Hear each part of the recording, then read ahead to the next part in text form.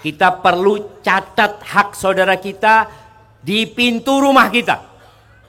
Supaya antum kalau keluar masuk rumah tahu hak saudara antum.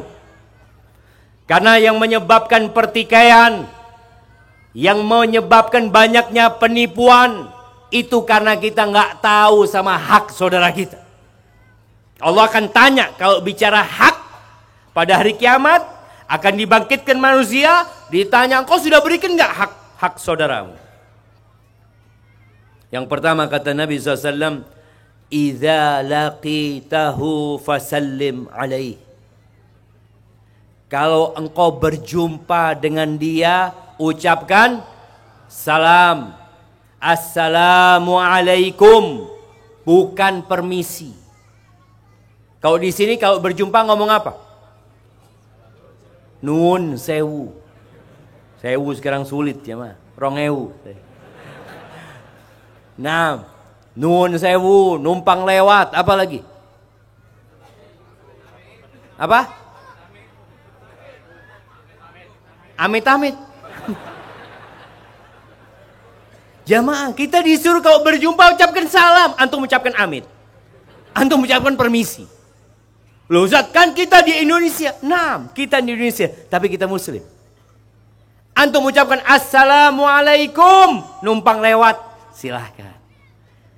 Kenapa? Karena salam ini tanda atau slogan seorang muslim bahwa engkau tidak akan aku sakiti. Engkau akan selamat. Karena assalam ini adalah nama Allah Azza wa Jal. Allah yang memberikan keselamatan. Ketika Nabi alaihi salatu wasallam ditanya, orang Islam itu yang kayak apa sih? Apa orang Islam yang pakai sarung? Yang pakai peci? Kata Nabi SAW, al-muslim man salimal muslimun min lisanihi wa yadihi. Orang Islam itu adalah yang orang lain selamat dari omongan dia dan dari tangan dia.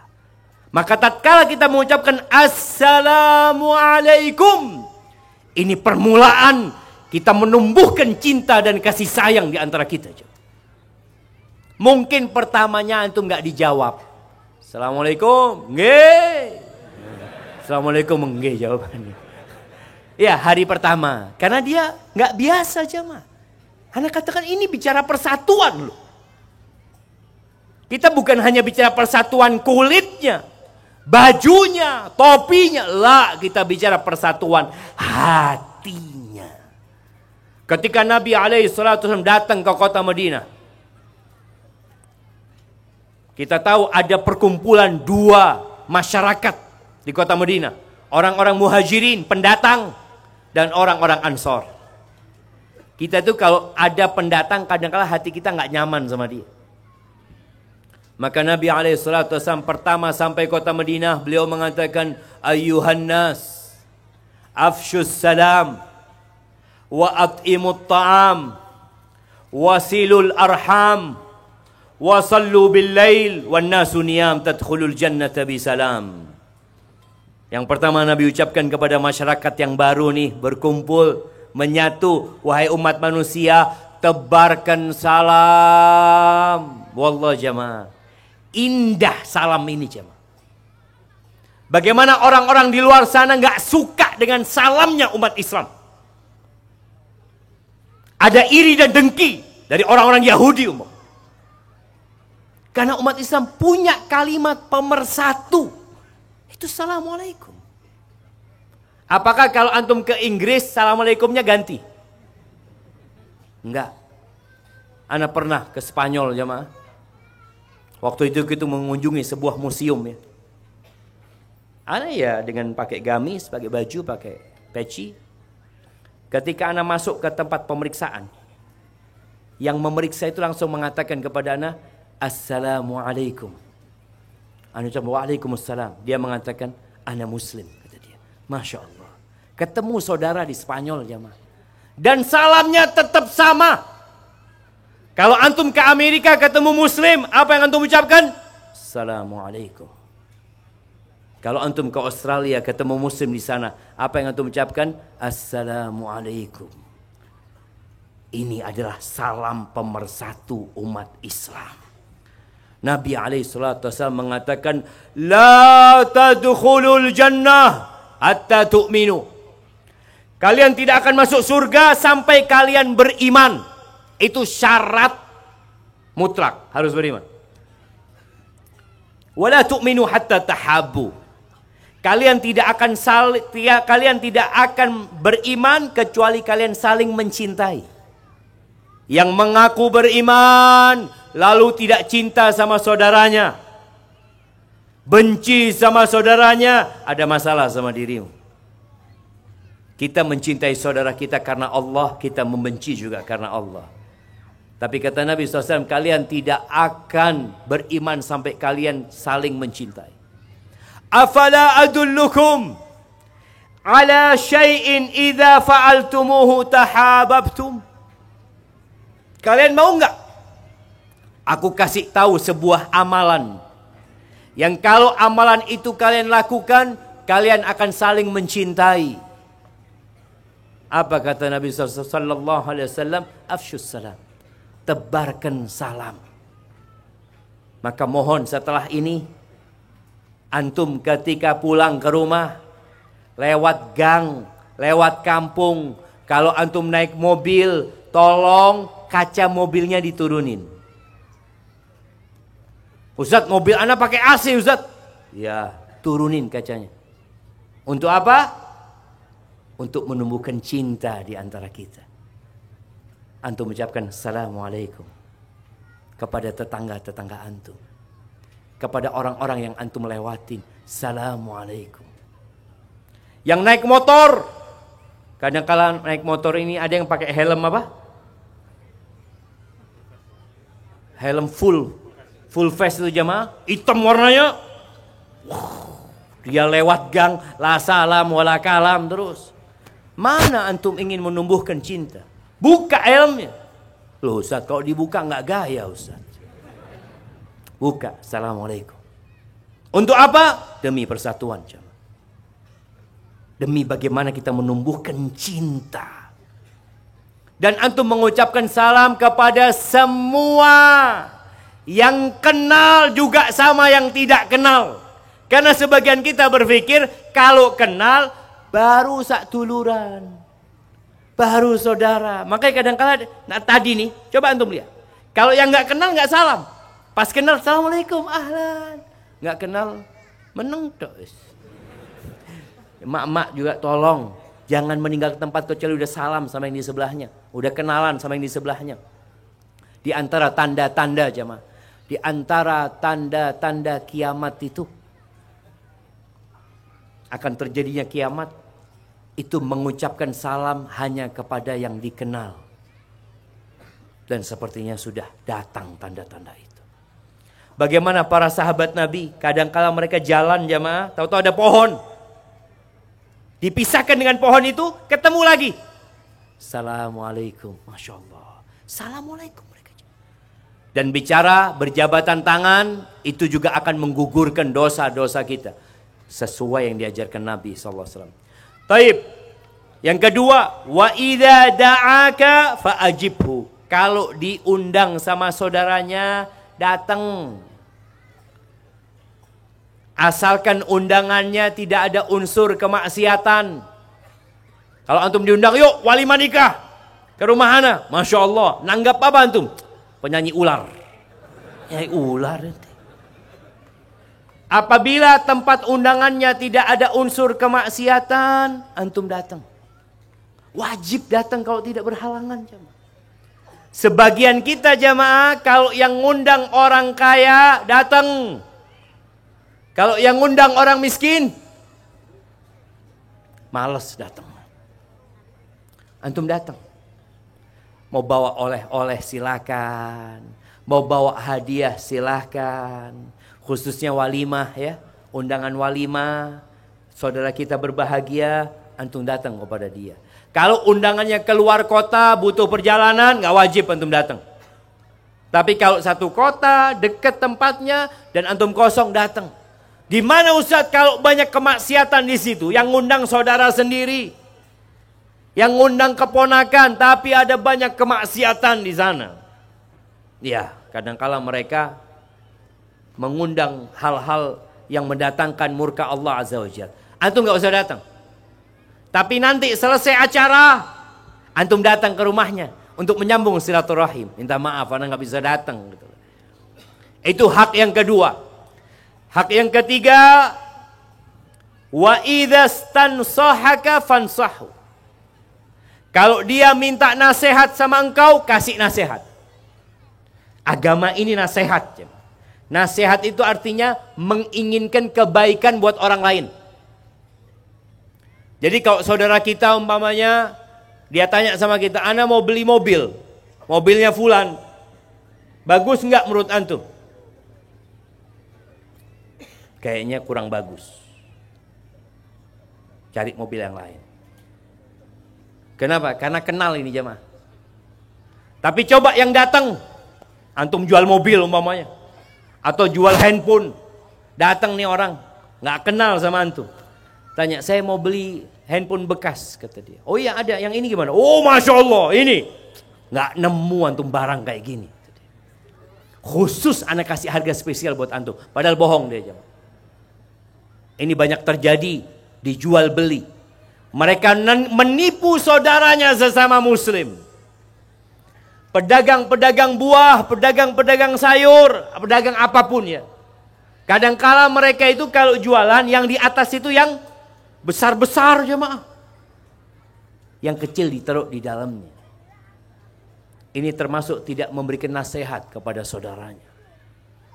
Jadi kalau saudara antum meminta nasihat, baik meminta nasihat dengan lisannya atau dengan perbuatannya, dia punya hak untuk dikasih nasihat.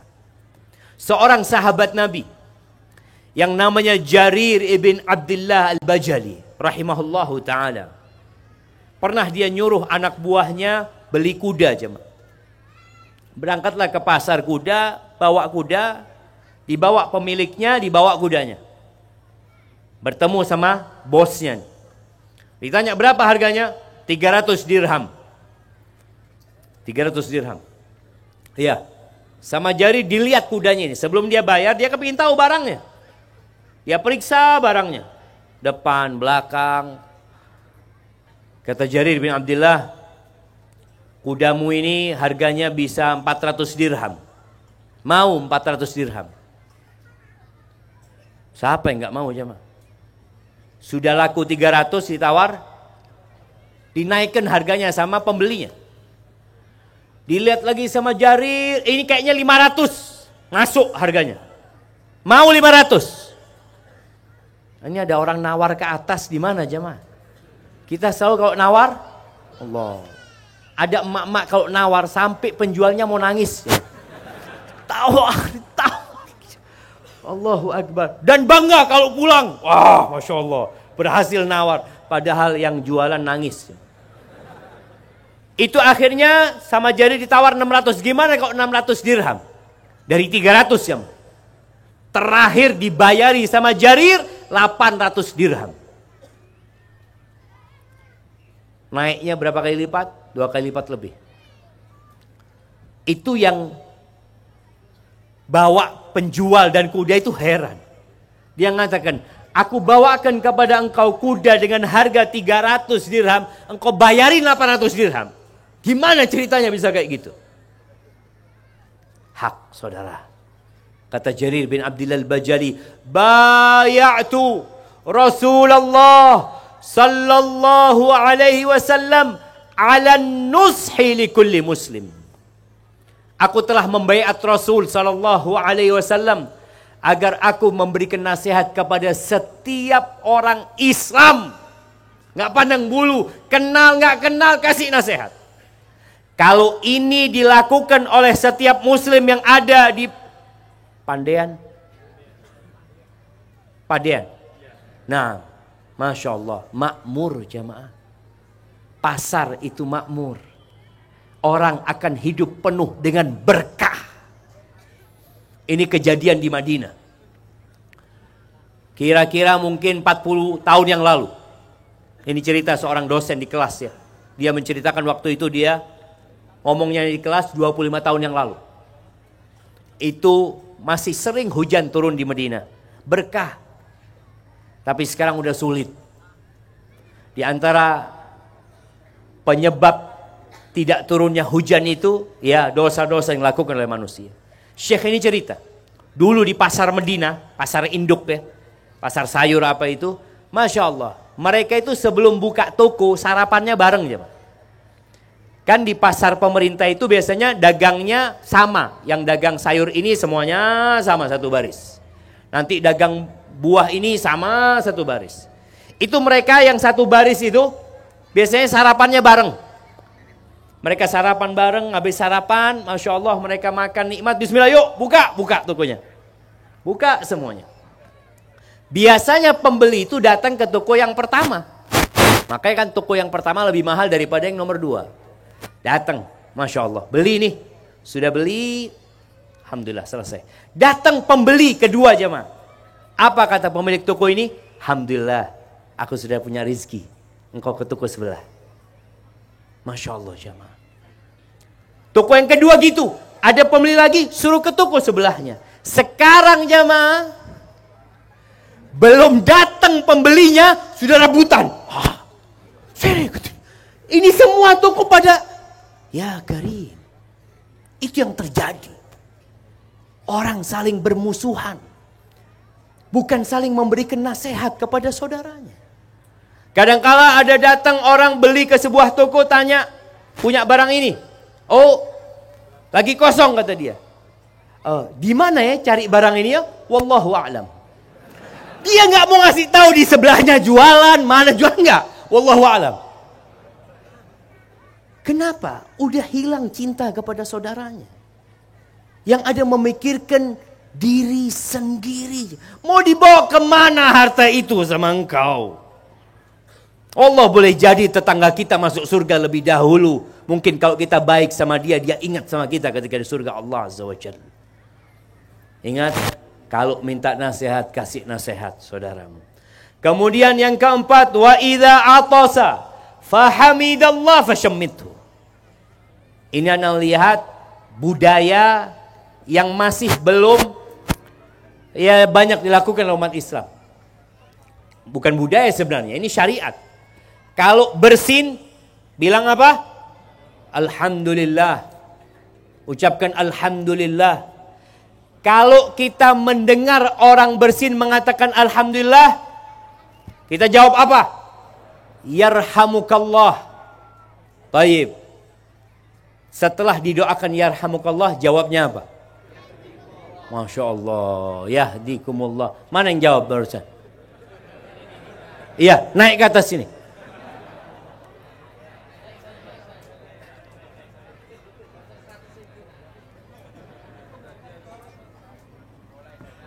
Masya Allah. Ahlan wa sahlan. Siapa namanya? Mumtaz. Mumtaz. Masya Allah. Kalau bersin baca apa? Alhamdulillah. Masya Allah. Orang yang dengar baca apa? Yarhamukallah. Masya Allah. Apa artinya yarhamukallah?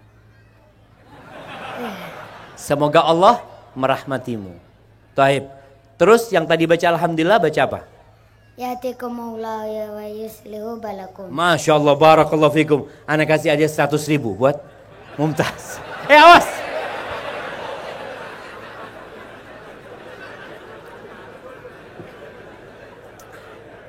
Masya Allah, barakallahu fikum. Taib jamaah, itu pelajaran TK. Pelajaran TK. Tapi ada yang sudah kakek-kakek gak tahu juga. Maka ingat, kalau bersin ucapkan Alhamdulillah. Yang dengar, ini fulan baca Alhamdulillah, antum katakan Yarhamukallah. Kalau antum lagi di warung umpamanya, tahu-tahu ada yang bersin mengatakan Alhamdulillah di pojok sana. Apa yang antum katakan? Aduh, jauh ya. Gak apa-apa, antum jalan, berdiri. Berikan hak dia. Yarhamukallah. Duduk lagi antum. Pernah ada kejadian jamaah. Diceritakan seorang ini sedang di danau, dia sedang mancing ya. Nelayan dia. Tahu-tahu dia dengar di pinggiran sana ada yang bersin dan mengatakan Alhamdulillah. Kadang-kadang kalau bersin kan langsung spontan mengatakan Alhamdulillah.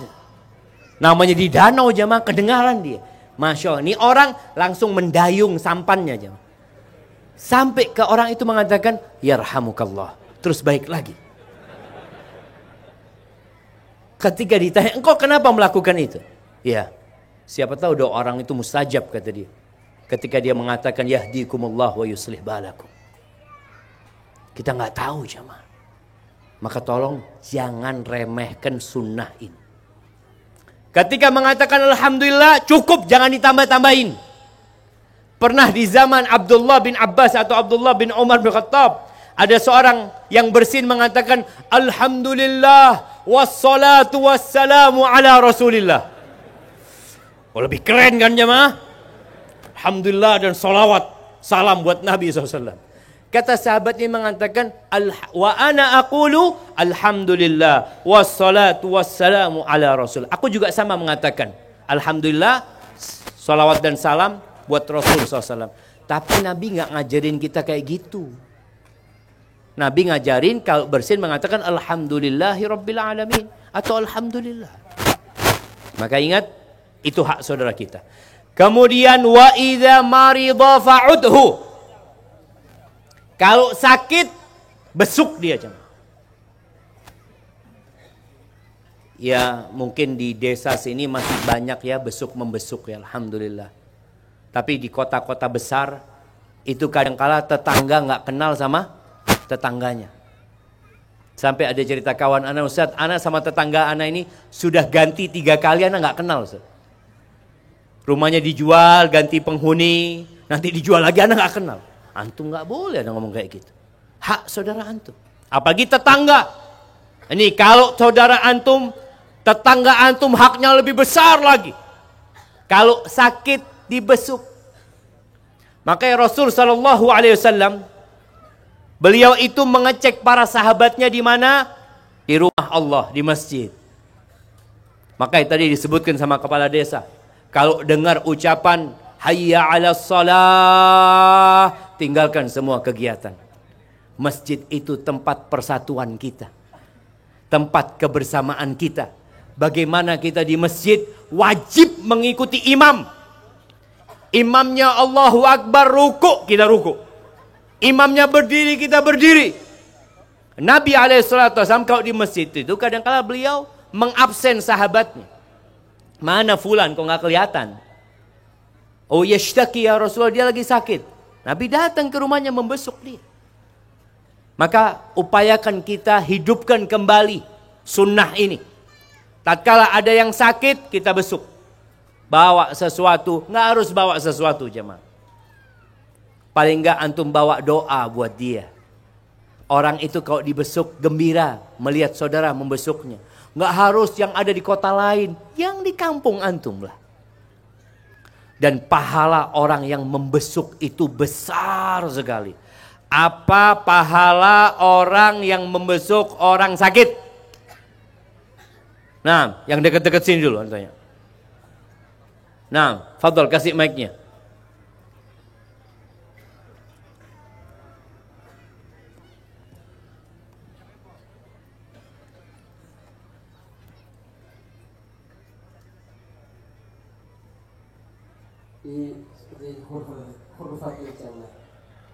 Apa itu? Masya Allah. Iya, sebelumnya nggak apa-apa, sudah kasih hadiah. Taib, siapa yang mau nambahkan? Ya, di belakangnya sana. Ada yang lurus di belakang yang angkat tangan? Ya, kasihkan kepada beliau. Iya. Dia itu akan berada di taman surga, Masya Allah. Orang yang membesuk orang sakit. Nah. Didoakan 70.000 malaikat kalau nggak salah. Masya Allah, betul. Didoakan 70.000 malaikat. Anak kasih antum 100.000 ya. Barakallahu fikum. Nah, jamaah.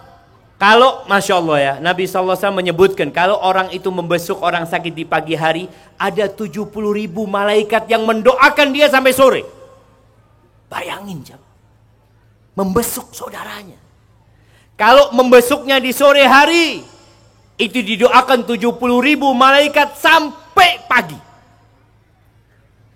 Kita itu kadang-kala datang minta doa sama Ustadz, Ustadz doakan Ustadz, mohon doanya. Nih antum akan didoakan oleh 70.000 malaikat. Dimintakan ampun buat antum. Dan tadi dia berada di taman surga. Kenapa kita sekarang mulai berpikir, ya Allah nggak punya waktu untuk membesuk keluarganya yang sakit, saudara yang sakit. Sempatkan waktu untuk meraih 70.000 doa malaikat. Untuk meraih taman surga. Itu hak saudara kita jemaah. Kemudian yang terakhir, wa idza mata fatba'hu. Kalau dia mati, antarkan jenazahnya. Ikutin jenazahnya. Bicara mengikuti jenazah, di antara hak saudara kita sebelum diantarkan jenazah adalah disolatin. Ana nggak tahu di daerah sini, tapi di beberapa daerah itu kadangkala yang mengantarkan jenazah orang banyak, tapi yang mensolatin sedikit. Padahal kata Nabi alaihi salatu wassalam, man shalla 'alal janazati falahu qirat. Barang siapa yang sholat jenazah, dia dapat 1 qirat. Barang siapa yang sholat jenazah kemudian mengantarkannya sampai ke kuburan, falahu qiratan, dia dapat 2 qirat. Sahabat bertanya, qirat itu kayak apa ya Rasulullah? Kata Nabi SAW, mithl Uhud, seperti gunung Uhud. Maka jangan sampai kita meremehkan seperti gunung Uhud ini karena kita tidak mensolatin jenazah. Oke, kita mengantarkan jenazah, alhamdulillah kita telah menunaikan hak saudara kita. Tapi yang dibutuhkan oleh saudara kita bukan hanya diantarkan, tapi dia butuh dengan doa kita. Dia nggak bisa berbuat apa-apa lagi. Dia tidak bisa lagi menambah amalannya. Kita nih yang mengantarkan, usahakan mendoakan dia. Dan Rasul SAW kalau sholat jenazah itu 4 kali takbir. Takbir yang pertama baca Al-Fatihah. Takbir yang kedua salawat buat Nabi SAW. Takbir yang ketiga doa buat yang mati. Allahumma gfir lahu warhamhu. Allah SWT, anak nggak hafal doanya. Ya udah hafalin itu 2. Allahumma gfir lahu warhamhu. Allahumma gfir lahu warhamhu. Terus antum doakan dia. Itu hak saudara kita. Kemudian takbir yang terakhir salam setelah itu.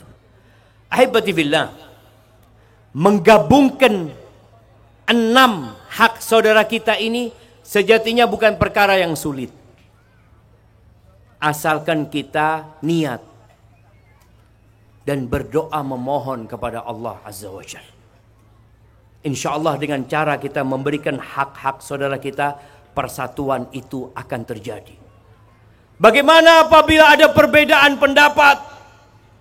Kita lihat banyak ulama, banyak ustadz yang mereka memiliki pendapat yang berbeda-beda, yang kadang-kala umat dibikin bingung. Ustadz fulan mengatakan boleh, ustadz fulan mengatakan nggak boleh. Anak ikut yang mana? Nabi kita alaihi salatu wassalam sebelum meninggal dunia, beliau pernah mengatakan, fa innahu man ya'ish minkum ba'di. Barang siapa yang hidup setelah aku mati, fasayara ikhtilafan katsira, maka dia akan melihat banyaknya perbedaan, banyaknya perselisihan. Bagaimana supaya kita tetap bersatu dalam perbedaan dan perselisihan itu? Kata Nabi alaihi salatu wassalam, fa'alaikum bisunnati, kalian ikutin sunnahku, wa sunnatil khulafa'ir rasyidin al-mahdiyyin min ba'di, tamassaku biha wa 'addu 'alaiha bin nawajid wa iyyakum wa muhdatsatil umur. Kata Nabi SAW, kalian ikuti sunnahku, kalian ikuti sunnah-sunnah khalifah-khalifah sesudah aku. Ikutin para sahabat Nabi, ikutin Abu Bakar, ikutin Umar, ikutin Utsman, ikutin Ali bin Abi Thalib radhiyallahu taala anhum. Pegang teguh dengan sunnah-sunnah mereka.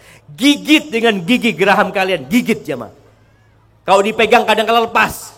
Gigit dengan gigi geraham kalian, dan kalian hati-hati dengan perkara-perkara yang baru dalam urusan agama ini. Ketika terjadi perselisihan, pertikaian, Allah Azza wa Jalla mengatakan, fa in tanaza'tum fi syai' farudduhu ila Allahi war Rasul. Apabila terjadi perselisihan, pertikaian, kembalikan kepada Allah dan Rasulnya. Kita tetap harus menjaga kesatuan dan kebersamaan kita. Di atas apa? Di atas la ilaha illallah Muhammad Rasulullah sallallahu alaihi wasallam. Konsekuensi kita mengatakan la ilaha illallah, kita tidak beribadah kecuali hanya kepada Allah saja.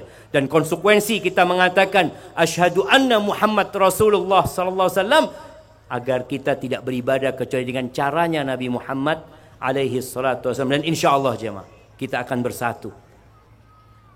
Kalau ada masalah-masalah yang memang ada ruang untuk beda pendapat, tolong saling toleransi, saling membuka hati, saling mengingatkan, saling mendoakan, dan diskusi terbuka sebenarnya. Tapi tetap kita harus mencintai saudara kita sebagaimana kita mencintai diri kita sendiri.